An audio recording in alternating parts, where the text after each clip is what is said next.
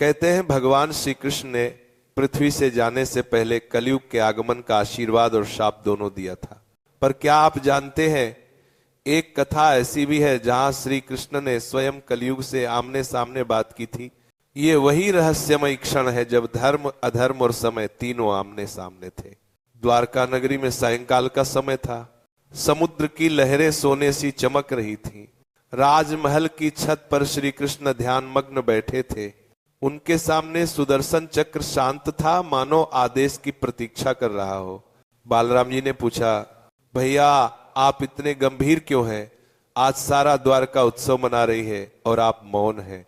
कृष्ण ने धीरे से मुस्कुराया, बलभद्र, समय के सागर में अब नई लहर आने वाली है, उसका नाम है कलयुग।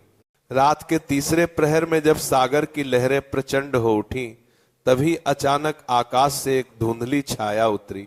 वह कोई साधारण छाया नहीं थी, वह था कलयुग, जो समय की सबसे गूढ़ शक्ति था। उसके स्वर में गूंज थी, नारायण, आपने त्रेता युग में राम रूप में अधर्म को नष्ट किया, द्वापर में स्वयं कृष्ण बनकर धर्म को पुनः स्थापित किया। अब मेरी बारी है, मैं कलयुग हूं, मुझे पृथ्वी चाहिए। सभागृह में गूंज उठी दिव्य हंसी। कृष्ण बोले, कलयुग, मैं जानता था तुम आओगे, लेकिन बताओ तुम क्यों चाहते हो इस धरा को?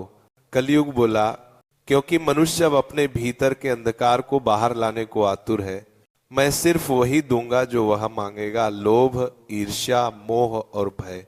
श्री कृष्ण उठे, उन्होंने अपना मुरली रख दी और बोले, अगर तुम सच में मनुष्य के मन को जीत सकते हो तो पहले मुझसे एक प्रश्न का उत्तर दो। कलयुग बोला, पूछिए। कृष्ण ने कहा, प्रेम क्या है? कलयुग हंसा, प्रेम व्यापार है कृष्ण, जहां लाभ है वहां प्रेम है, जहां स्वार्थ नहीं वहां कोई नहीं।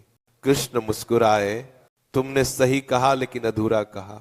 जहां स्वार्थ समाप्त होता है वहीं भक्ति प्रारंभ होती है, और जब तक भक्ति जीवित है तुम पूर्ण रूप से कभी विजयी नहीं हो सकोगे।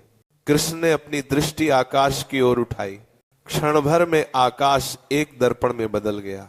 उसमें पृथ्वी का भविष्य दिखाई देने लगा। लोभ, हिंसा, युद्ध और अधर्म का बढ़ना, पर साथ ही मंदिरों में गूंजती आरती की ध्वनि, साधुओं का भजन और भक्तों का आंसू भी। कृष्ण बोले, देखो कलयुग, तुम मानव को परीक्षा दोगे, पर हर बार कोई न कोई भक्त जन्म लेगा जो मुझे स्मरण करेगा और तुम्हारा अंधकार मिटा देगा। कलयुग ने सिर झुका लिया, तो क्या मेरा अस्तित्व व्यर्थ होगा? कृष्ण बोले, नहीं, तुम्हारा अस्तित्व आवश्यक है। तुम बिना धर्म अधर्म का अंतर कौन समझेगा? सुबह होते ही द्वारका नगरी डूबने लगी। समुद्र की लहरें बढ़ी और लोग भयभीत हो उठे।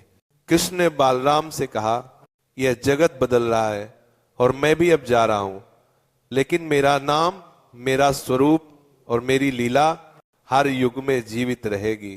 उन्होंने अपनी बांसुरी उठाई, आखिरी बार उसमें सुर फूंका। वह स्वर इतना मधुर था कि स्वयं कलयुग भी एक क्षण को मौन हो गया। कृष्ण बोले, जब जब अन्याय बढ़ेगा कोई न कोई मेरे नाम से उसे मिटाएगा।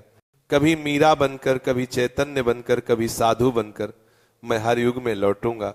कलयुग ने प्रणाम किया, प्रभु मैं आपको प्रणाम करता हूं। जब तक आपकी कथा जीवित रहेगी मैं पूर्ण अंधकार नहीं ला पाऊंगा। इस प्रकार श्री कृष्ण ने स्वयं कलयुग को धर्म की रक्षा का वचन दिया। उन्होंने कहा, मनुष्य जब जब मुझे स्मरण करेगा उसका हृदय शुद्ध होगा और कलयुग का प्रभाव क्षीण हो जाएगा। आज भी कहा जाता है, जो कृष्ण का नाम सच्चे मन से लेता है वह कलयुग में भी सतयुग का अनुभव करता है।